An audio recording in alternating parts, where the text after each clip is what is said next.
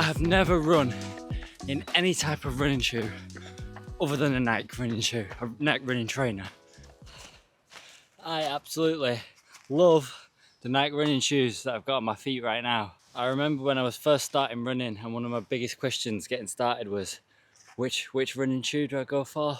So I just thought in this video, I'll go through the types of running shoes, running trainers that I use, and hopefully any beginners that come across this video will find it really useful. And even, you know, if you've been running for years and years and years, I still think it's quite interesting to figure out what types of running shoes people are running in and what type of running shoes I'm using. These are just the trainers that I use. I choose to use them because I think they're my favorite types of trainers. That's it. I love them. So let's finish up this run, shall we? And then I'll take you through the collection back home, where it's a bit warmer. Freezing out today. I wanna see where the sun goes at night. And I wonder if it really feels.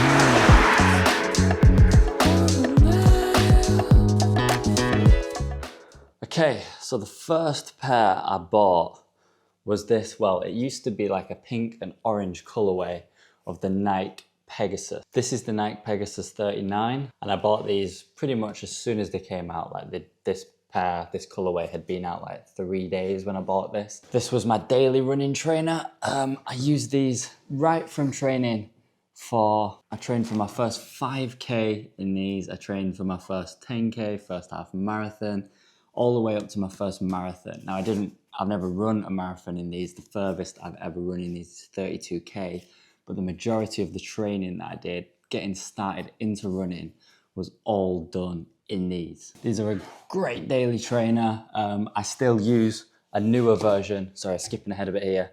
I still use the Nike Pegasus to this day for all easy runs, all long runs, any kind of recovery miles, anything like that. And that's because I got these when I first started and I absolutely love them. Then the next shoe that I purchased, and probably my favorite shoe to date, is the Nike Tempo Next Percents. So this shoe is what I use for all of my speed runs. So the reason I bought these is because I wanted a shoe that was a little bit quicker than something like these. And I couldn't, at that time, sort of stomach the cost of something like this. We'll talk about this in a second, but this is a carbon-plated running shoe. It's super stiff. It doesn't really bend in comparison with something like this, where there's no carbon plate, and it's super flexible and bends. And these are comfy. And these are also comfy too, one of the comfiest shoes I've ever run in. We'll talk about these in a second, but these sort of bridge that gap. They're quite fast. They're faster than these, but they're not as fast as these. They're also sort of the mid-range and sort of price. They're not as expensive as these. These have in them a nylon plate, which isn't quite as stiff as something as a carbon plate, but it is still quite stiff. If you have no idea sort of how a carbon plate or a nylon plate works, basically you'll have something like this kind of thing going on here. This one's quite good because it's sort of all visible. You can basically see the technology going on here. So you've got some AirPods here. Sometimes they might be sort of a foam that basically this part here is meant to compress, right? And then above the bit that compresses, you'll have a stiff plate, either carbon or in this case, a nylon plate that remains sort of rigid. So this pod here will compress as you're running, and then the plate above it will stay stiff. So as you land on the floor, you get compression, and then it sort of flicks the heel up with each step that you take. The effect is not quite as dramatic as it sounds, and the gains from going from something like this to something like this is not exactly game-changing, but every little helps, and I can certainly run a little bit faster in these than I would be able to in something like these.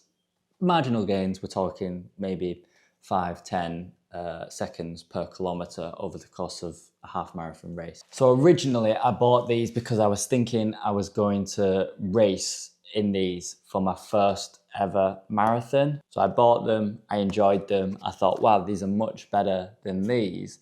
And then I started to question, before the marathon, you know, when the sort of nerves kick in and you're thinking, oh, what can I do that'd help me even more? And I thought, if I love these much more than I love my daily trainers, how much more could I love these with a full carbon plate in them? And if these are already helping, could these help me even more? So the marathon's kind of nerves got the better of me. And before I raced my first ever marathon, the Manchester Marathon 2022, I think it was, I gave in and I bought the Nike Vaporfly 3s in this beautiful pink colorway. And these are still my racing shoe today. I only ever wear these for racing. I've probably only worn them 5 times, something like that. And pretty much all my PBs I run in these. In fact, definitely all my current PBs I've run in these shoes. Now these are a racing shoe. They've got a carbon plate. They're super stiff, but they don't feel stiff on the feet because you have still got a lot of foam that sort of absorbs the impact. When you put these on, I definitely feel faster. Again, similar to these, the effect is not like dramatic. It's not like I couldn't wear these in a race and I wouldn't, you know, if I'd accidentally packed the wrong shoes for a race, I'm not gonna, you know, not give it a try. It's just these, I think, give you that sort of 2 or 3% that just helps you sort of mentally more than anything else. It's sort of like a placebo effect in many ways. I just think these help me go a tiny bit faster. So then the next shoe that I bought after the carbon plated racers was another pair of Nike Tempo Next Percent. And I've only ever worn these shoes once. Basically, I love these ones so much and I enjoyed these so much that I thought I never want to be without the Nike Tempo Next Percent. These are just like such a staple in my training that I just thought, once these ones need to retire, I need another pair to move to straight away. Here's an interesting observation that I've made throughout my running. Most people will say that you can get 500 to sort of 800 kilometers out of most of these pairs of shoes. These ones being less. The estimate for these is like 200 to 300, which is just ridiculous. But something like these, people will say you can't run more than 500 kilometers in them. That is an absolute nonsense. I've run way more kilometers in all of these shoes than what is graded. I mean, these I probably ran somewhere in the region of 2,000 kilometers in these, and I still worn them the other night. I do like half of my training in these for the last 3 years basically. I did the other half of my training in these again for about 2 years, and they were fine. Only recently, very recently, in the last 2 months, did I have to retire these. And that was mainly because you can see the sole is starting to peel away. And yeah, you know, they're quite worn on the base. Their grip is not as grippy as it used to be, but they were fine. They got me through way more than 500 kilometers. And to be honest, these ones in the last couple months have probably already run sort of 500 kilometers, and there's absolutely no way that I would retire these in their state. Yes, they're muddy, but they're not done in. They're not ready for retirement, put it that way. So yeah, I was still relatively new to running at this point. I'd only run 1 race, which was my first marathon in these, and I sort of read around and realized, oh no, my shoes are all going to start retiring soon, because I was sort of in that range where they start retiring. And I thought, I'm going to need, first and foremost, a replacement for these because I love these so much. So I bought these, right?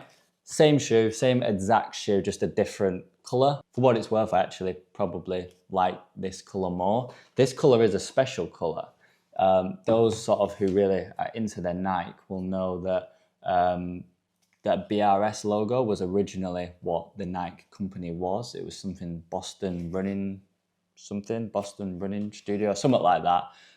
Was what the Nike company was originally called. So these are like a throwback to sort of before Nike was Nike. So cool colorway, but I do actually like the nice bright orange ones more. Now, on to the last pair of shoes that I own, and it's my current daily trainer, the Nike Pegasus. I need to find out what these are. Oh, it says there, the Nike Pegasus 40. The 41s are out now.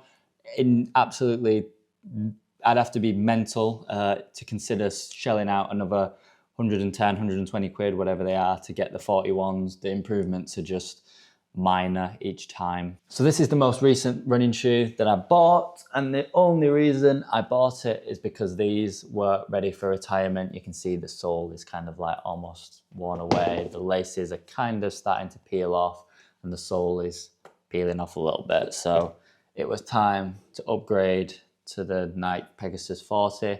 I loved my daily running shoes here, so I didn't want to stray too far away from them.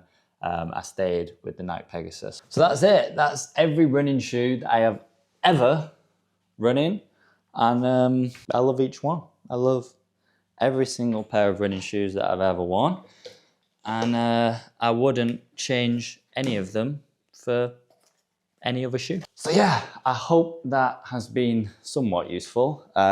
If you've got any questions about trainers or you want to know a little bit more, just drop a comment. I love to chat trainers, and I certainly wouldn't mind helping out where I can. I would say that my knowledge outside of the Nike ecosystem is a little bit sketchy. I don't know much about the Adidas, Hokas, all that kind of thing.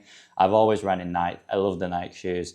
They work for me, and I probably wouldn't change easily. I like the way they look. I like the way they perform, and they just work for me. And they also make cool jumpers.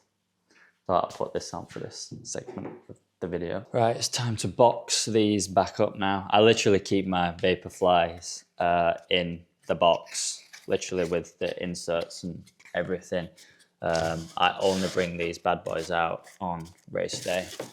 And other than that, they stay boxed away, safe, ready to go. I've probably only got maybe a couple more marathons, maybe a 10K and a 5K, something like that in these, and then I'll have to retire these sadly. But I love these. These are great. So I try and keep them safe for as long as possible because they are expensive, and I wouldn't have to like to buy a new pair for no good reason whatsoever. So I keep them in the box and keep them safe and ready for race day. The next time I wear these will be during the 5K. I will whip these out for the 5K time trial event, which we need to get training for. Got a strength session to do today and an easy recovery run as well. So strength session, that's another pair of shoe actually, another shoe. Strength sessions, C shoes from Amazon. These literally, hold on. These literally have the drainage holes in the bottom. They are C shoes. They're like £2 from Amazon or £3 from Amazon, whatever they are. There's absolutely nothing to them whatsoever. They're just, you can scrunch these up in a ball. They're super flat. There's nothing going on with them whatsoever. I love these for strength sessions because you get tons of stability because they're super flat, super thin. It's like you stood on the floor, just got grip on your feet. So I love these for strength work. You get a super flat base to train off, to squat off, but you have the added benefit of grip all throughout your feet. So that's what I wear for my strength work. C shoes.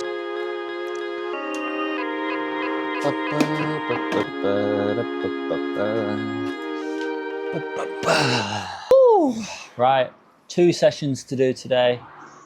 Upper body strength session first, and then we got a recovery run to do after that. If possible, I don't want it to take up my entire day today, so I need to get a move on with the strength session. Strength session, let's get a move on.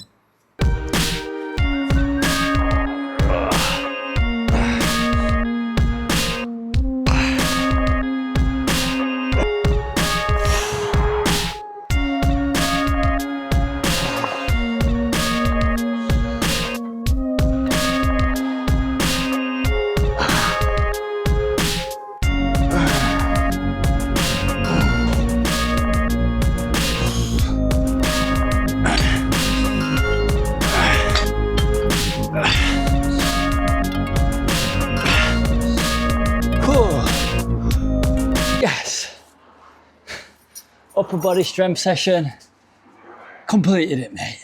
Oh, great stuff. Just got a nice recovery run to do today. Got a nice 1 hour recovery run to do. And then we're finished for the week.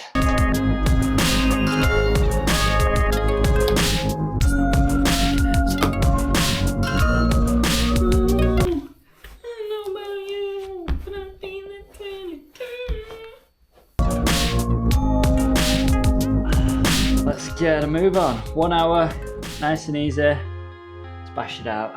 0 pace targets for today. Just nice and easy recovery run. Probably be out here for an hour. And yeah, let's keep it nice and easy. Enjoy it today. These are my favourite kinds of runs. I love just coming out here with no targets on what I need to do. Just enjoying it.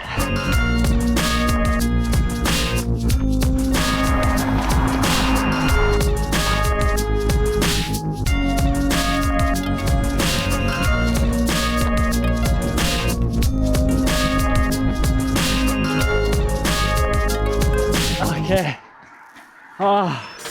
that's 1 hour done. So 1 hour and 10 seconds, average pace, 5 minutes 40 per kilometre, total distance 10.62 kilometres. So that's it, job done for the week. Time to get in, rest up, and get ready for the next week. Thank you guys for joining me. Like, subscribe, all that business.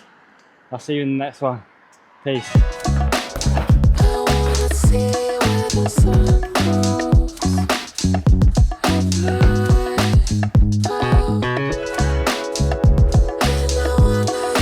wanna